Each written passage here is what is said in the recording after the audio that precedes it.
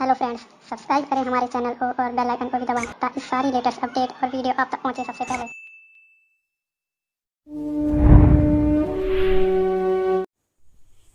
ज्ञान की शक्ति चैनल में अर्थशास्त्र विषय की क्लास में आपका स्वागत है। आज हम डिस्कस करने जा रहे हैं अर्थशास्त्र के अंतर्गत 11वीं क्लास का अर्थशास्त्र विषय का खंड 6 का ये टॉपिक है। स्वतंत्रता के समय अर्थव्यवस्था की स्थिति क्या थी, इसके बारे में डिस्कस करेंगे। तो ये क्वेश्चन एग्जामिनेशन में कैसे आता है, स्वतंत्रता के समय भारतीय अर्थव्यवस्था की स्थिति की संक्षिप्त व्याख्या कीजिए, या स्वतंत्रता के समय भारतीय अर्थव्यवस्था की क्या विशेषताएं थी, भारतीय अर्थव्यवस्था कैसी थी। इसका भी आशय यही है, दोनों में से कोई भी क्वेश्चन आता है तो उसका आंसर यही होगा। कैसी भारतीय अर्थव्यवस्था थी उस समय जब स्वतंत्रता हमें मिली थी 1947 में।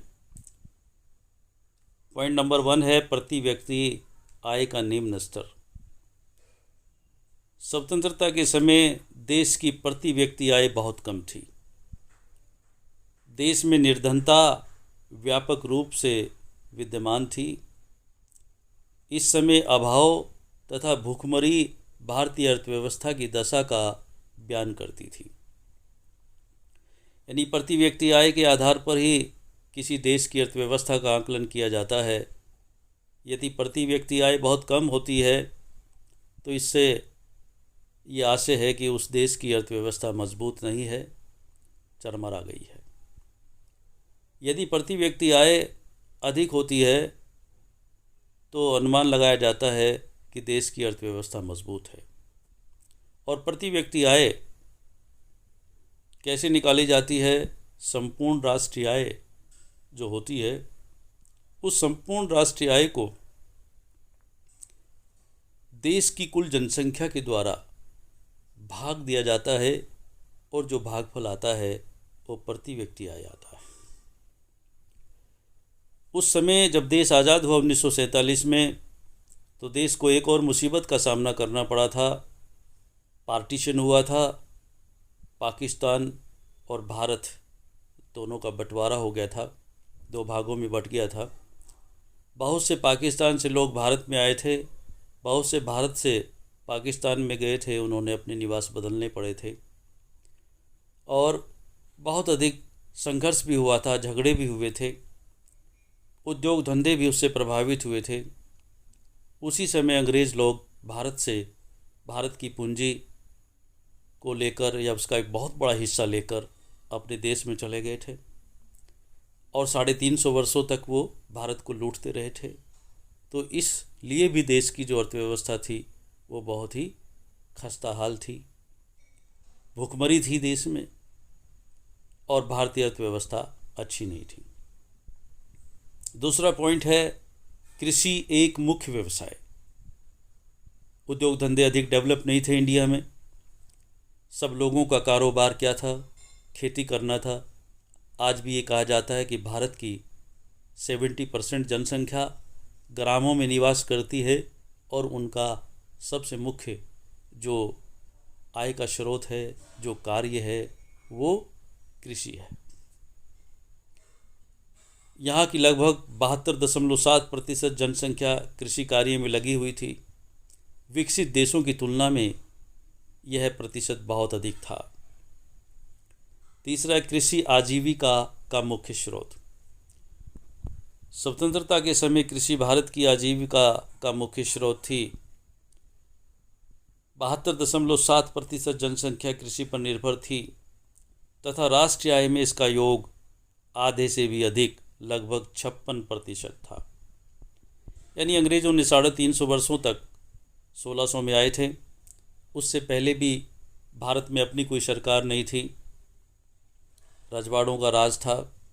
बहुत सारे राजा होते थे जिनके पास एक लिमिटेड सीमित रियासत होती थी।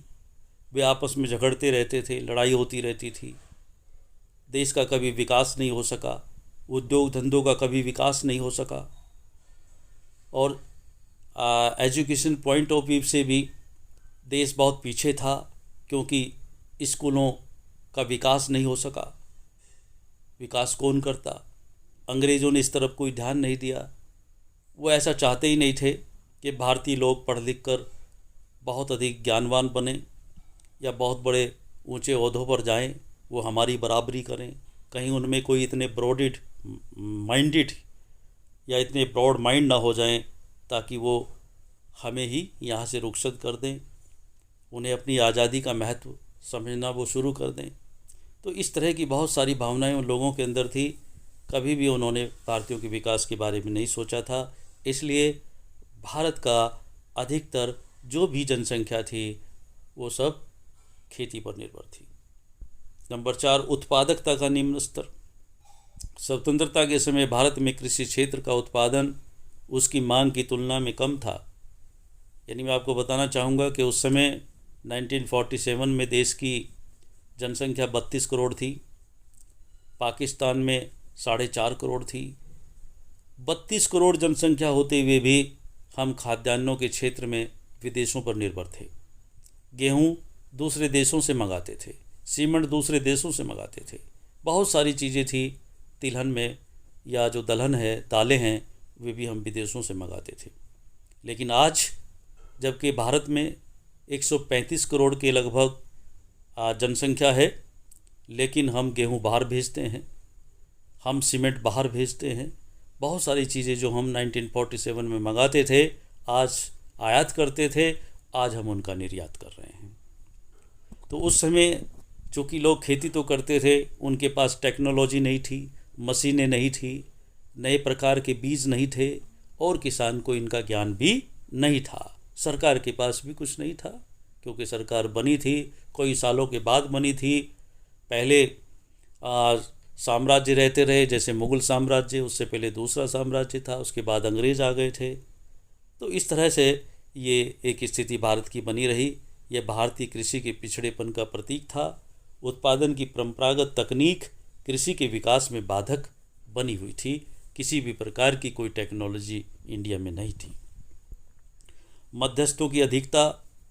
स्वतंत्रता प्राप्ति से पूर्व भारत में भू राजस्व संबंधी 3 प्रणालियाँ परिचित थी।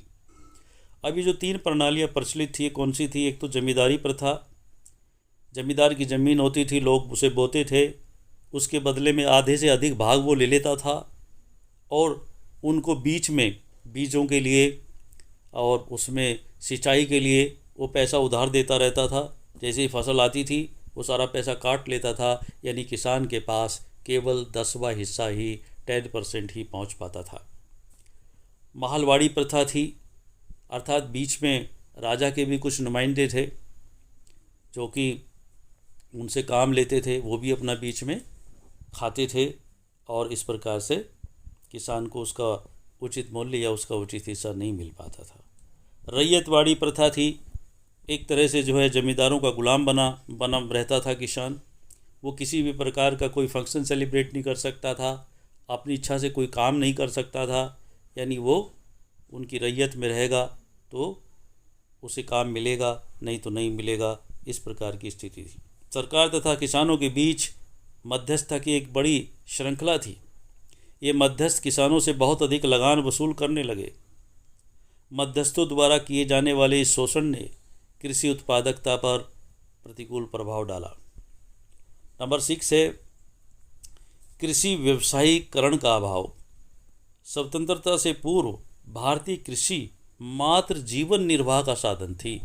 बस केवल इतना ही प्रोडक्शन होती थी, इतना ही उत्पादन होता था ताकि किसान अपना पेट भर सके, और वो भी लास्ट में जाते जाते उसके पास अनाज का अभाव हो जाता था और वो महाजनों से पैसा उधार लेकर खुद अनाज खरीदता था। यानी वो अनाज उत्पादन करने वाला किसान लास्ट में जाकर उसी अनाज के लिए, उसी अन्न के दानों के लिए मोहताज हो जाता था और महाजनों से ऊंची ब्याज की दरों पर पैसा उधार लेकर उसी अन्न को खरीदता था। कृषि का व्यवसायीकरण सीमित था। बाजार में बिक्री के लिए बहुत कम उत्पादन बेच पाता था। किसान के पास ना ही कोई ट्रांसपोर्टेशन का सिस्टम था, आवागमन की कोई सुविधा उसके पास नहीं थी। आज तो ट्रैक्टर ट्रॉली हैं, उससे पहले झोटा बुग्गी रही हैं, बैलगाड़ियाँ रही हैं, घोड़ा गाड़ियाँ रही हैं, लेकिन उस समय कुछ भी नहीं था 1947 में। तो बड़े बड़े महाजन गांव में जाकर किसानों से सस्ते रेट पर उनकी फसल को खेतों से उठा लेते थे और बाज़ारों में लाकर उनको ऊंचे रेट्स पर, ऊंचे मूल्यों पर बेचते थे। इस प्रकार की दलाली करते थे। सारा का सारा उपयोग पर ही व्यय हो जाता था। किसान के पास लास्ट में कुछ भी नहीं बचता था। उपभोक्ता उद्योगों का धीमा विकास। भारत में ब्रिटिश पूंजी की सहायता से कुछ उपभोक्ता उद्योगों जैसे कपड़ा है, जूट है, चीनी, माचिस आदि की स्थापना एवं विकास किया गया था, किंतु इन उद्योगों में किए गए निवेश पर ब्याज तथा प्राप्त लाभांश विदेश भेज दिया जाता था। यानी अंग्रेज़ों ने कुछ भारतीयों को कर्ज दिया, लेकिन इतनी ऊंची ब्याज की दर पर दिया कि वो पैसा देते देते ही वो उद्योग चलाने वाला उपभोक्ता थक जाता था, परेशान हो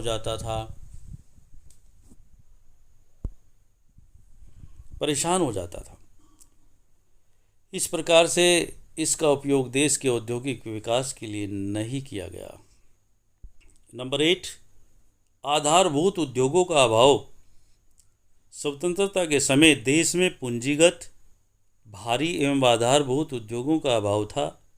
केवल एक ही आधारभूत उद्योग था, Tata iron and steel company Jamshedpur. देश का औद्योगिक आधार अत्यधिक कमज़ोर था। इसके अलावा किसी भी प्रकार की कोई दूसरी इंडस्ट्री नहीं थी। बहुत बड़ी इंडस्ट्री नहीं थी, छोटे छोटे काम थे और इसीलिए सब लोग खेती पर ही निर्भर रहते थे। चूँकि आधारभूत उद्योगों का अभाव था और उद्योगों को चलाने के लिए, कुटीर उद्योगों के लिए उनके पास पैसा नहीं था। किसी भी प्रकार के कोई बैंक ऐसे नहीं थे जो कि उनको पैसा मुहैया करा सकें, ऋण के रूप में पैसा दे सकें। और अंग्रेज़ी सरकार का सभी जगह बोलबाला था। वो नहीं चाहते थे कि यहाँ का व्यक्ति डेवलप हो और वो डेवलप होने के बाद आगे अपने काम को बढ़ाता जाए और हमारी विदेशी वस्तुओं की मांग भारत में कम होती जाए। नंबर 9, कुटीर एवं लघु उद्योगों का ह्रास। अभी मैंने बताया कि कुटीर और लघु उद्योगों का एक तरह से ह्रास हो गया था, अर्थात वो बिल्कुल बंद होने के कगार पर आ गए थे। ब्रिटिश शासन काल से पूर्व भारतीय शिल्प उद्योग चरमोत्कर्ष पर थे, अर्थात चरम सीमा पे, उच्च सीमा पर थे, अर्थात बहुत अधिक प्रगति हुई थी कुटीर एवं लघु उद्योगों के क्षेत्र में ब्रिटिश शासन काल से पहले। यानी 1600 में वो आए और लगभग 1700 तक आते आते उन्होंने पूरा यहाँ पर अपना जाल फैला लिया था और एक तरह से पोजीशन कर लिया था, कब्जा कर लिया था।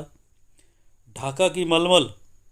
ढाका कहाँ है? ढाका बंगाल में। और देखिए बंगाल में ढाका है। कौन से बंगाल में?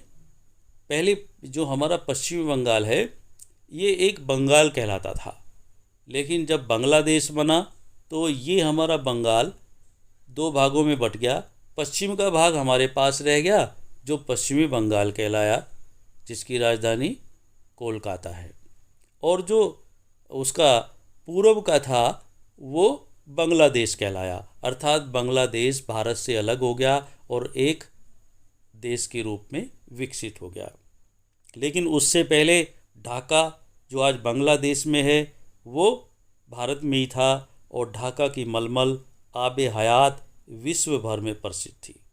किंतु ब्रिटिश प्रशासकों की दोषपूर्ण नीति के कारण धीरे धीरे उनका भी पतन हो गया था और इस प्रकार से अंग्रेज़ लोगों ने धीरे धीरे भारत के उद्योगों का पतन कर दिया था, अर्थात भारत का उद्योग अपने पतन के कगार पर आ गया था। इस प्रकार की स्थिति 1947 में पाई गई थी जो कि अंग्रेज़ों के द्वारा की गई थी।